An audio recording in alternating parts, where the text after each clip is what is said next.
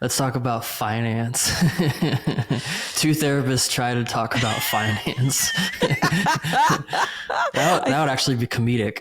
That would be comedic. We get a lot of emails telling us how absolute morons we are. It's like, that's not even the correct basic math. Like, every principle you've built this off of is incorrect math. No wonder you're poor. Yeah. Your tax is not your revenue. Something like that. You don't own that money. Yeah, exactly. I know. I should not be giving financial advice to anyone. Okay, so I had this idea. So I do watch, because I am trying to educate myself about finances, my own personal finances, as well as business finances, which are largely one and the same, and the same principles apply. But anywho, so I was watching this one podcast called Financial Audit with Caleb Hammer. And that is interesting. However, the host, Caleb, begins to yell and scream at his guests, which, is interesting in and of itself. And I'm sure, offers a lot of opportunity for like clicks and likes and things like that, because it's a little Jerry Springer-esque, which I'm not really into. So that led me to find this other podcast, YouTube show. I'm going to butcher the man's name, but it's Roman, and then Faure. I don't know how he pronounces his last name. And he calls his show Financial Action. So he I think he parrots Caleb Hammer's format. But I was thinking, like, wouldn't it be interesting if if you haven't seen either show, then, maybe this is going to be really abstract, but it would be interesting in my mind to meet with people and not provide counseling, but instead do an audit about, what's going on in their lives and what goals they have, and then assist them in coming up with like an action plan for accomplishing those goals. Yeah. But then not screaming at the client. So like taking a call and doing like a biopsychosocial / goal setting. Yeah. I mean, take a call, or have, like, if there's some way we could, I guess, once we become millionaires and have the opportunity to do it in person and we increase the production value, then maybe meet with them in person. But yeah, fly people out to our telling me about your mother's studio. Exactly. See, we got to concierge. They get a service. They're chauffeured from the airport, limousine. So there you go. They have peanuts in the waiting room. No, everybody's got a peanut allergy. Can't do that anymore. No, that's fair. Some Lindt chocolate. Exactly. It's like bougie, but not super bougie. Yeah. Yeah, you can still find it at the grocery store. Yeah, that's a cool idea. Yeah, so if you would, as your homework, watch Roman's show. Don't watch Caleb's, because that's just kind of devolves into, like I said, a Jerry Springer sort of episode. Then you can see what the format is, and I'll just overview it. So like the person states what their problem is, what their goal is about their finances. And then the second segment is where he provides what we would call psychoeducation, about if they had made different choices, then they would have X amount of dollars in the bank. And then lastly, his own like action plan or recommendations for how they can achieve their stated goal that they mentioned at the beginning of the segment of the show. So it's a 3-parter. Yeah. So it could be, I think I could do a call through this platform, or could even be an assessment that someone would fill out, and then we could just review it and hypothesize together. Yeah. Something. So like if somebody, because I think our strengths are emotional dysregulation, family dynamics, and attachment systems. Yeah. Like, so like if somebody came to us with like, how do I improve the relationship I have with my spouse, or improve the relationship with my family, then we could bring that internally to like, what is their goal for themselves, so that, how could they walk around as their more authentic self, so that they don't no longer have that like need to control or need to comply with external factors. It's like a free life analysis. Yeah. Yeah, there you go. That's what we call our show, Life Analysis. Yeah. I don't know. Yeah. It sounds like kind of just a subset of something we could do.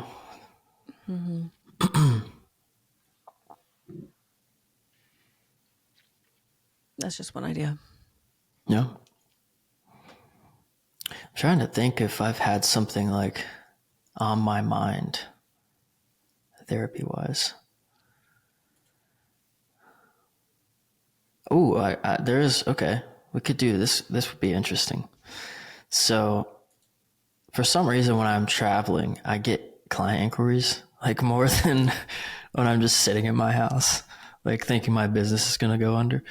I got this call, or I got an email, and then I did a call with this woman, and it reminded me of this book that I've skimmed through that talks about the therapy and the reenactment style often occurs even in a consultation. So even if you're not talking about anything related to therapy, really, or their own individual work, the reenactments are often occurring from the first hello. Yeah. And this woman called, and I'm like, hey, this is Evan. I just did a brief, 3-sentence intro. And her first response is, oh, you sound young. How old are you? I'm like, oh, I'm 32. She's like, oh, I probably need someone with a little bit more life experience. Have you ever been married? I'm like, no. And it was just like this immediate criticism and kind of self-righteous tonality to her approach. And I was just like taken aback a bit. Like, I'm like, and my immediate reaction was just be like, all right, talk to you later. But instead I was like, yeah, at least I'll give her a little of my conceptualization of this, like where I tried to demystify it a bit and say, well, therapy is not experience-based, it's skill-based. Mm-hmm. And it doesn't matter whether or not someone has the exact lived experience, but it's more important, how do you conceptualize it and figure out roles and dynamics and how systems work to meet your need of what you want to have as therapy. And she was just like, she was like at the near point of laughing me off. Interesting. And I hung up and I was like, what the fuck? Like, it was an immediate, like, visceral, like, gross feeling. Mm-hmm. And when I was thinking about it, I was like, okay, well, I'll never hear from her again. But there has to be some kind of reenactment occurring just in that 3-minute phone call, where she felt very compelled to be the expert. And the expert on therapy? Right. The expert, or just like shifted it to where she was in this power seat and creating judgment and criticism through this self-entitled righteous lens. Mm-hmm. And I'm like, okay, well, is this an overcompensation is this a polar opposite of what she feels in her actual life? Or is this a pattern in which she establishes power and control in relationship? I don't know, like, what she does for a living or what her she was coming for couples therapy, marriage counseling. So I would go with it's probably one or the other. It's like she shows up and probably emasculates her husband like this, or she's in an emotionally or physically abusive dynamic, and this is her way of instating some kind of new aura. But it felt very familiar to her, so I would go with the former. Yeah, so it's almost like as soon as she says hello to meet somebody, she comes out swinging to establish dominance. Yep. Yeah. So I encourage, all 2 of our listeners to go to the coda.org and look for the recovery patterns of codependence. Okay, now this is a non-clinical document because it comes from a non-clinical organization. So I'm just going to throw that out there. But as soon as you said that, where she's like looking at you through like a microscope and evaluating your qualities to see if your qualities would equal being a quote good therapist. I mean, that kind of comes to me like as though she's operating from a control pattern. Yeah, she established immediate control and put me on my heels to justify my existence. Yes. Like that was the ploy. Yeah. So did you get the sense that she was demanding that you have qualities to meet her needs? Yeah. Yeah. Yeah, that's one of the hallmark features of control pattern. But also it was like done in such a way to where it was like a toxic energy. It wasn't really like, there wasn't she wasn't inquiring. She wasn't like, there wasn't like a spirit of just open inquiry, right. Objective inquiry. It was harsh. It was harsh. So there was like, would you say that there was like an element of blame and shame? Yeah. Like she was trying to draw that out of you? Yeah, and I felt that. Like I felt that shame and I was like, wait, what? No. Like I like quickly pulled myself from that, but it did take like a 5-minute detox just from the call itself. So like when she did that to you, so she wasn't just directly asking for what she needed. She wasn't like, hi, I'm in the market for a marriage and family therapist. No, literally her first statement was, oh, wow, you sound young. Yeah. Okay. That was her first statement. So there was no cooperation, compromise, or willingness to negotiate? No. Zero. What about, was there any communication of her authority or rage? It was just directed towards my how she had framed my incompetency. Your incompetence, yeah. Okay. Yeah. So she might be used to dealing with people then, because the people who operate with control patterns it's like anxious attachment. So they try to control others to get their needs met. And so what this often attracts is people who struggle with compliance patterns. So then the people can be compromising in their own values and integrity in order to avoid that other person's rejection, anger, and shame. So that might be what the reenactment she was trying to elicit from you was she's used to people just complying with her demands or her outlook or her worldview. Which then reinforces that she has a crystal clear view of that reality. Yeah. And that everyone else needs to revolve around that. That is about that reality. That's a really difficult personality trait to overcome. So different that the relationship ruptured before it began. Yeah. But you know what though? And that it was my fault. Right, because how dare you not have the qualities she's looking for? And it was like immensely condescending. Mm-hmm. Like I was laughed off.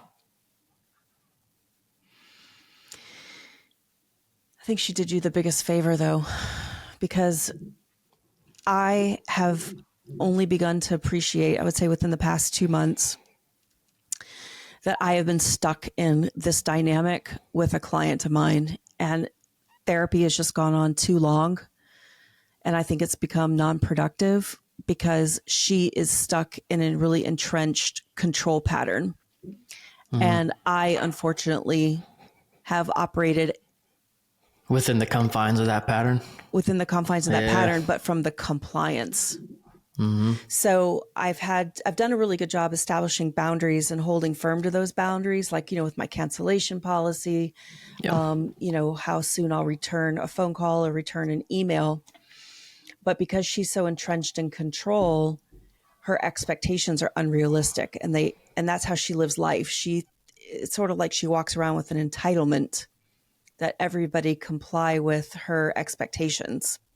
But that's how she gets her needs met is by finding compliant people rather than just learning how to meet her own needs, which is what I've been struggling to point her in that direction for the past 2 months. That, she has to work through her own anxious attachment to develop security within herself. But she's in like a pre-contemplation stage though, with that control pattern, right? Because it works for her. Yeah. I mean, like you have said in others' podcasts, people lead with their strengths. So that is unfortunately a strength of hers, is to control others. Right. And strengths are often misattributed to always being positive. And I think I've been guilty of that too. Right. It's like if you're really strong, you may always turn the wrench too hard and break the screw. Right. It's like, doesn't mean it's always functional. Mm-hmm. So I'm wondering if you've begun to talk about that process of reenactment with the client. I have begun to talk to her about that. Yeah. And I just get met with like a deer in the headlights sort of stare. Because like a lot of the transactional analysis stuff I've read and like psychodynamic stuff talks about how being able to talk about that process of reenactment between therapist and client is where a lot of the big change happens. Yeah. It would. Yeah, I think this client's got so much going on. Well, it's, it would if she would move, but if she's in a pre-contemplation stage of change. Yeah, it's too subconscious. She's like, if I were to take responsibility for having had moments of being, okay, this is what I've been in compliance with. So she will come to session and just want to talk about the stressor of the day. Mm-hmm. And unfortunately, she's not built, there's not like, her understanding of self has not been like Lego bricks, building from one insight to another insight to inform the next insight to make a different decision to then produce change in her own life. It's like every session exists fragmented and unto itself. There's no connection between the dots. And so I unfortunately have been in compliance with allowing her, and this sounds so bizarre coming from a therapist, to set the tone and the topic of what we're going to address, because we end up going on these side quests that, while may be relevant in the overall scheme of things, do her a disservice because we're not addressing the core issue. So like every time I try to bring her back to what we have contracted to work on, she will then pivot to go on a side quest. And then I have to bring her back. No, we've agreed to work on X, Y, and Z. That's what the treatment plan that I've written is about. If we address the treatment plan and address what we've agreed upon, that's the core issue. And that will resolve a lot of your distress in the here and now. You've said that. Yes. Yeah. What does she say? Deer in the headlights. It's like, I don't think you might have, I don't know if you've ever experienced this, but have you had clients who've been in therapy for 10, 15 years, and then you're like, what the hell did you get out of that time? Mm-hmm. Because it's almost like they are victims of cognitive behavioral therapy.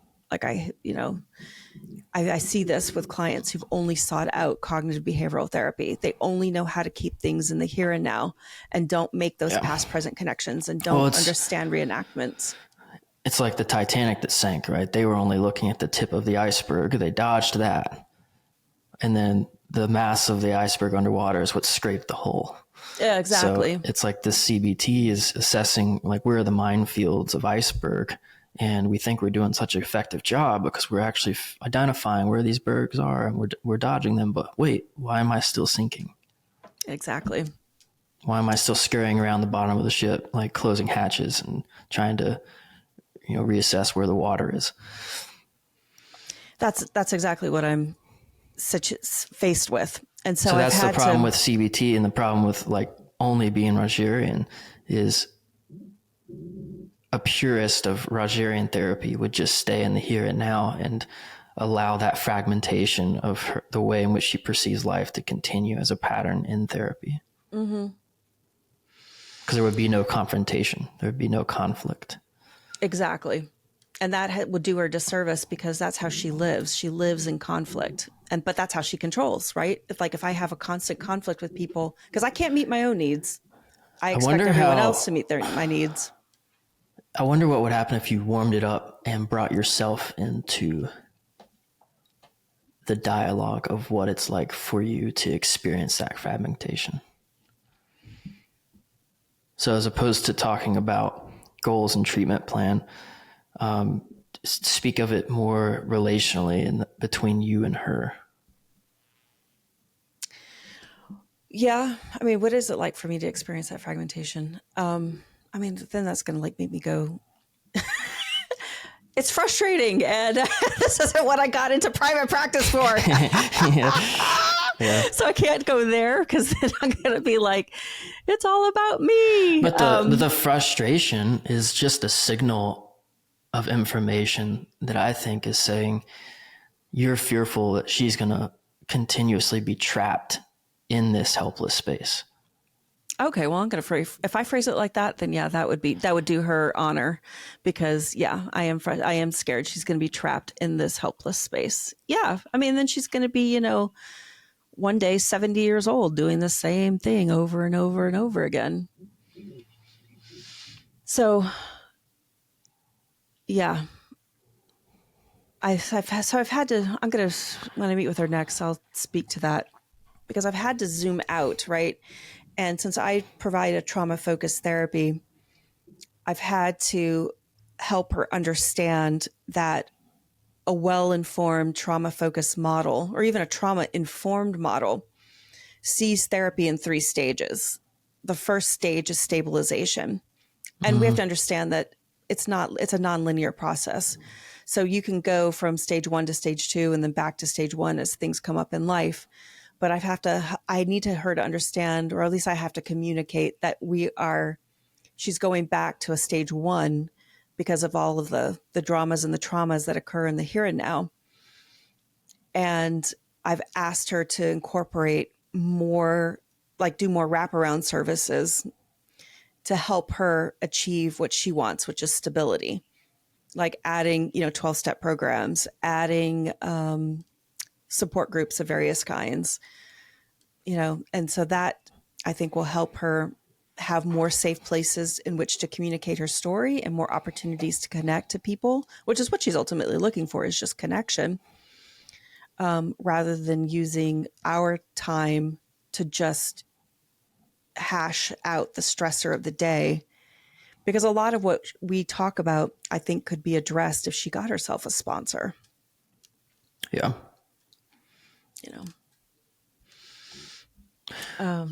What do you envision her room looks like? Like if she were a room that you walked into? I think it's fragmented. I think there's like piles of well-intentioned but incomplete tasks everywhere. Like you got your taxes over here in one pile. It's kind of disorganized, and you got your budget over here in another pile that's disorganized. Then you got your bills that might be mixed in with your taxes, that might be mixed in with your, your budget. Then you got, this friend from way back in the day over here on the far left. And, I'm mournful that this friend isn't part of my life, but I demand that, it's like I constantly seek that friend's attention and can't deal with, when that friend doesn't communicate with me. It's just like a constant need to find self in others rather than finding self in self. Well, and then there's this woodpecker outside that has nothing to do with what's in the room that they're opening the window and staring at and counting how many times it hits the tree. Yeah, it's like, all these side quests, along the way. Or even, I think, tracking when the side quest occurs and pausing and doing something very simple of acknowledging what we were talking about prior to the side quest and what would have happened if we stayed on that trail. what emotions exist on that trail. Because I think it's also a ploy to avoid. It is. Yes. It is a ploy to avoid. Yeah. I mean, and that's why it stays fragmented. Yeah, I had to frame it with a client recently where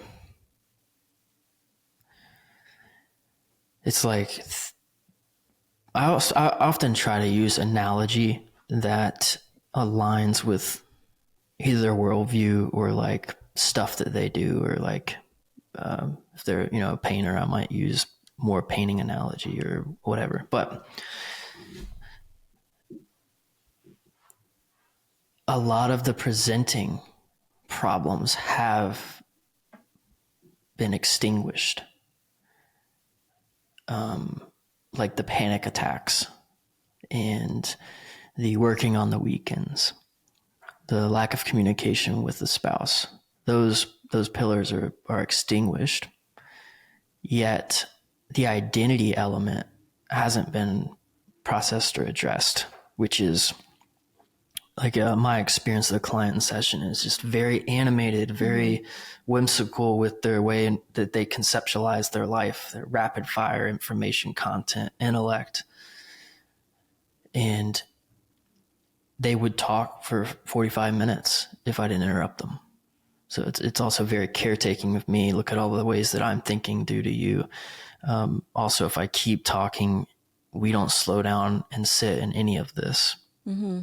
And it also exudes confidence because I'm being boisterous about all the process that I can do, right? Leaning with strength. I'm going to intellectually regurgitate and vomit onto you this whole session. Mm-hmm. And I was like, because I think like if we only allow for those presenting problems, like the tips of the iceberg, to be the focal point, and then we're like, all right, you're done, we're doing a disservice, because of what we know is that there's way more mass underneath, and it's often to do with identity and reenactment and transference and attachment. And I tried my best to call all this out in a way that didn't evoke shame. So that's become one of my main lenses I look through with intervention, especially when it's more of like a conflict or a confrontation. And I said something about like how I used an idea from the past of like this sense of responsibility to overachieve, to seek appeasement from people like parents or coworkers or colleagues or bosses. To seek approval, I need to be over accommodating and overzealous. But you see this in yourself? No, in the client. Oh, in the client. Okay. So pulling like something personal from the past that they've shared and we've identified, at least intellectually, and then something personal from me about our dynamic where, I don't know, I think I referred to him as a bunny rabbit. I do that sometimes. It's like you're just darting off in all these different places, pinballing. I'm also often sitting here just looking up, just waiting for you to come down and say hello. Or I'm walking into your art room and you're showing me 100 different canvases that are undone. And you're really excited about those things. Mm-hmm. But I want to get a sense of one painting at a time. And it seemed to, I don't know if it worked, but it didn't evoke shame. And so that was like a call out of what's happening, what's the transference, what's reenacting, because he's doing the same thing with me that he's done with any figure in his life. Mm-hmm. So like when you talked about those unfinished paintings, obviously you were expressing curiosity about getting to know him better. But what did you think he made meaning of in terms of like the metaphor of the unfinished painting as being representative of what? Yeah, I think because we went beyond that afterwards, and it was coming to the conclusion that if he was to slow down, that he would ultimately feel vulnerable and fully seen, which has been viewed as dangerous. And he might feel deeply. Well, I wonder what feelings came up for him in that moment in time. I think it often feels surprisingly exposing. Because I'm also not sure a lot of therapists, I don't know, but I'm not sure a lot of therapists do that. Like actually be a witness to the person's life. Be a witness, but also confront. Yeah, I would say confrontation is an art unto itself within the house of counseling. But to confront someone's avoidance. I think often therapists are joining in the maladaptive strategy and then trying to work within that system to treat it. Yeah, and that might work for some people, but like I'm finding myself sort of trapped in this relationship with my client and we're not moving the ball forward. See, I do think it works for content-driven therapy. It does that immediate CBT fix. I don't think it works for identity and attachment analysis and therapy. Yeah. Because then we're just joining with the dysfunction.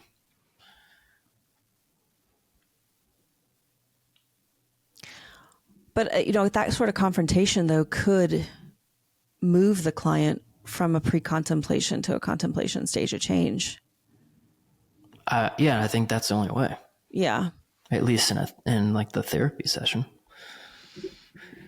They might experience other consequences or thoughts outside of therapy, but if it's going to do with us, then I think we have to confront.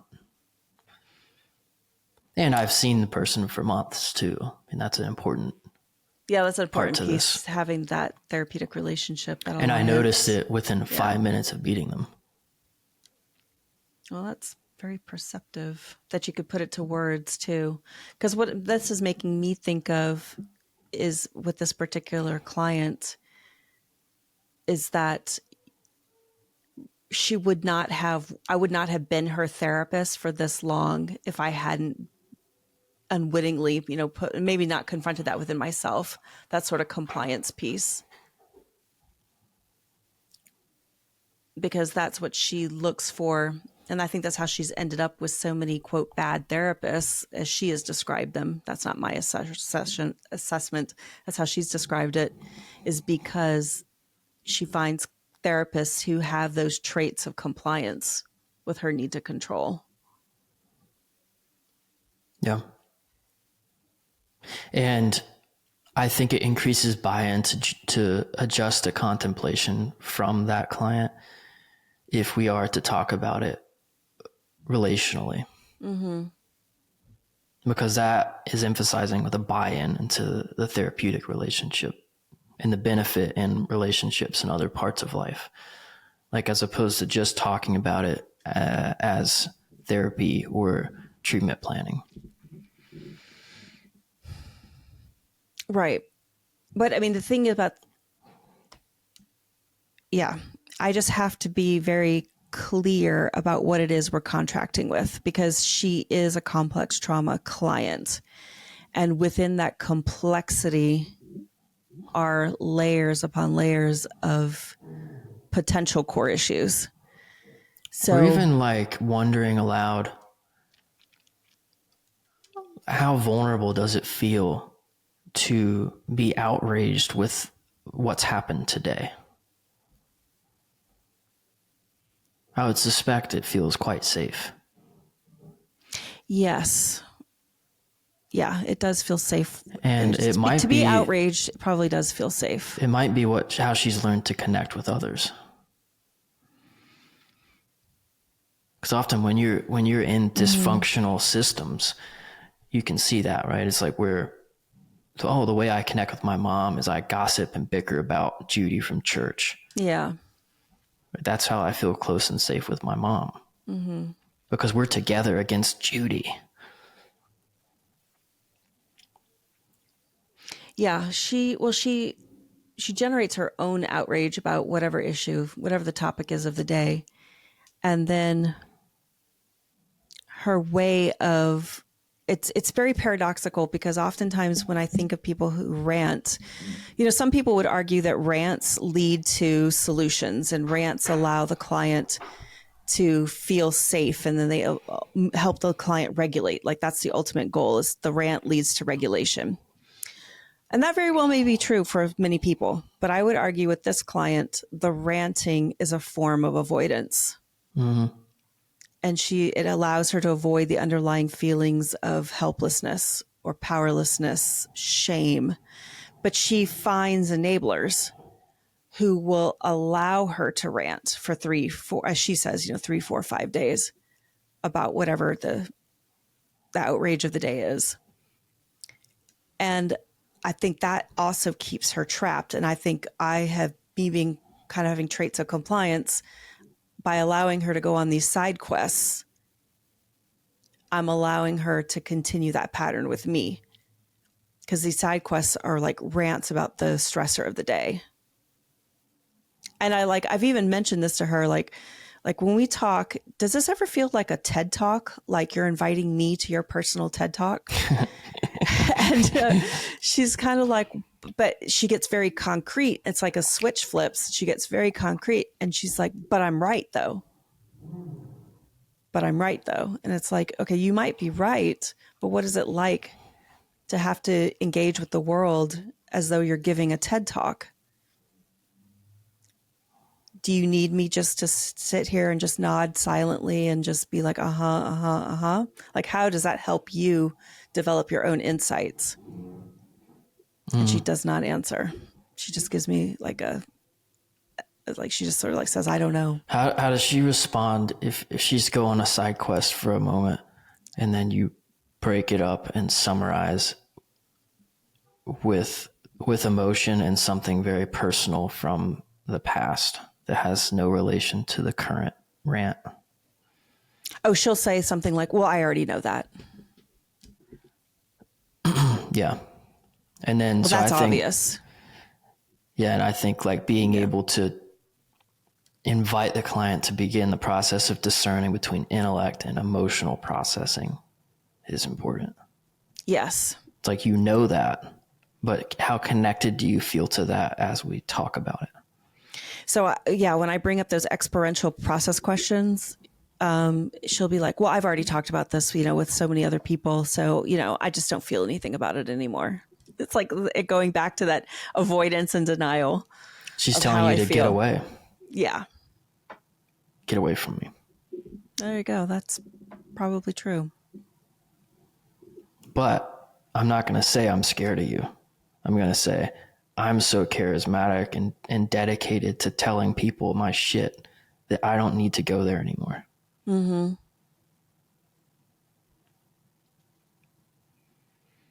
Yeah. I mean, like if we think about it through like an ego state lens, I mean, that is her protector part, these rantings, like the action of the protector emotional part of her is to rant, the self state. And I think you're absolutely right. I think it keeps that. It's like paradoxical, right? We're sort of talking about the core issue, but I'm keeping you at an arm's depth. I don't want you to see what's underneath the real emotion, which is, obviously, for me, obvious, but shame. Yeah. Some other useful, simple intervention is talking about like saying like, I've noticed that it becomes very important for you to find out the why. Instead of the why, ask what.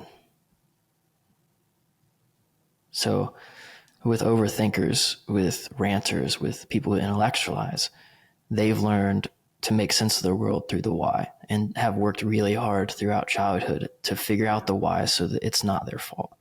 Because no one's coming to them to explain what's happening or what they're feeling, reading back their emotional experience.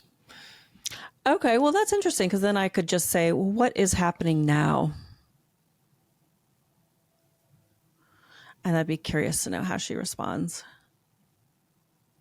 Yeah, getting people to stop the why and going into the what. And when you say the what, as in like the who, what, where, why, how's questions, but so like if she has a stressor of the day, instead of trying to figure out the why the stressor is occurring, ask instead what is happening. Yeah, So like we're accepting the existence of the stressor, not why does the stressor exist. But if we accept that it exists. And how does it impact me? What does it remind me of? Who? Right? The whys, I think, usually a stall in therapy, which I think is counterintuitive. It's like, oh, we're psychoanalysis. We're why. We need to figure out why. It's like, that's what you've been doing. The why doesn't matter. Yeah, it doesn't matter. It's all theoretical anyway. Well, I think you hit the nail on the head when you said like the why. To answer the why will lead the client to the conclusion that it's not my fault, right? I'm not responsible. Mm-hmm. But then that kind of like becomes like a snake eating its tail, going in circles to figure that out. Yeah, and there's no personal sense of responsibility for their own emotions and perceptions of events and their role. Yes, because then that goes back to this control pattern in my mind. Because if I can control the why, which will lead me to the conclusion it's not my fault, I'm not ever going to take responsibility for how I show up in relationships. I'm not going to take responsibility for my angry, controlling, aggressive, demanding tone or way of being that ultimately pushes people away. Instead, I just want to get stuck in the why. Why are these people not meeting my needs? Which is what she learned in childhood from her. Yeah. How to try to disavow herself from any shame in family dynamics.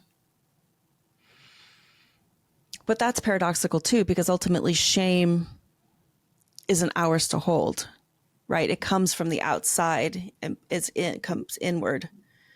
But it doesn't feel that way.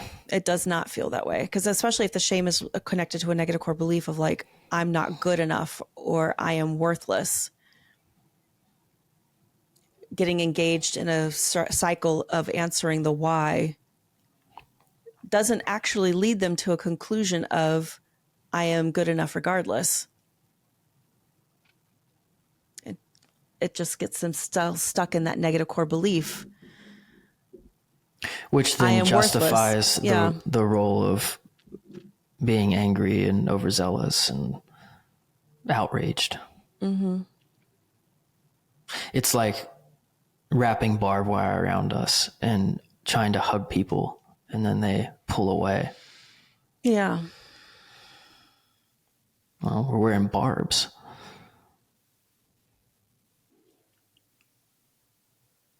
Yeah. Well, this has been very helpful. It also reminds me of a client that went on this rant about a sibling dynamic, where he talked about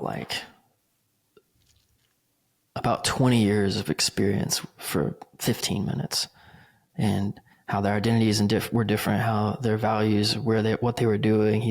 He went the straight and narrow route of being a banker and family, and his younger brother went and traveled and didn't get his life together until he was in his 30s, and went through all these different things. And I pulled him down to this one anchor point that I was hearing, which is, you miss your brother. So you said that with an observational tone? Mm-hmm. You miss your brother. You want to talk to him about that.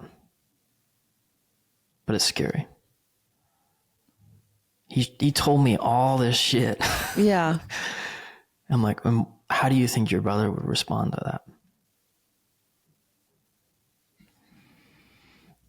It was like, it was like an awakening moment, like that paraphrase or that meaning-making reflection.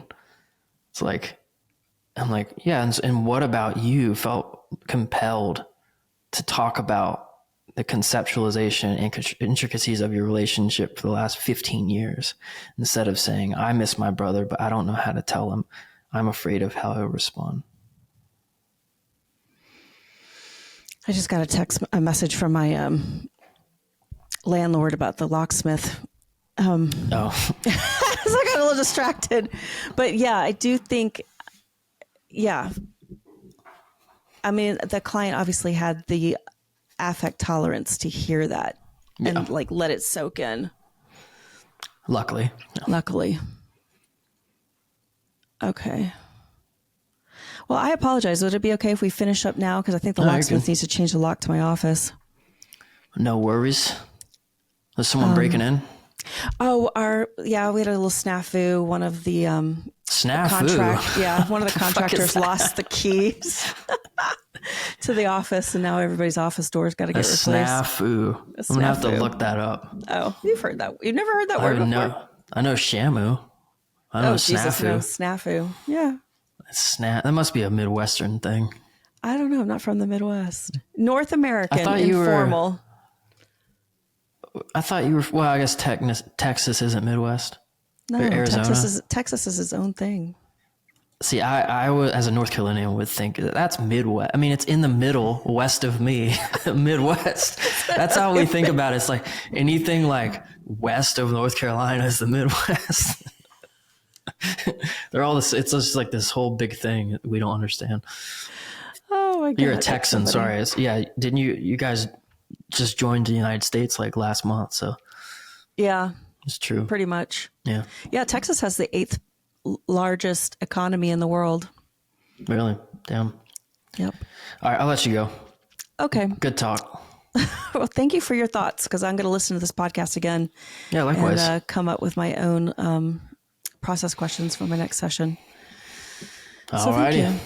All right. I'll talk to you soon. All right, bye. All right. Bye-bye.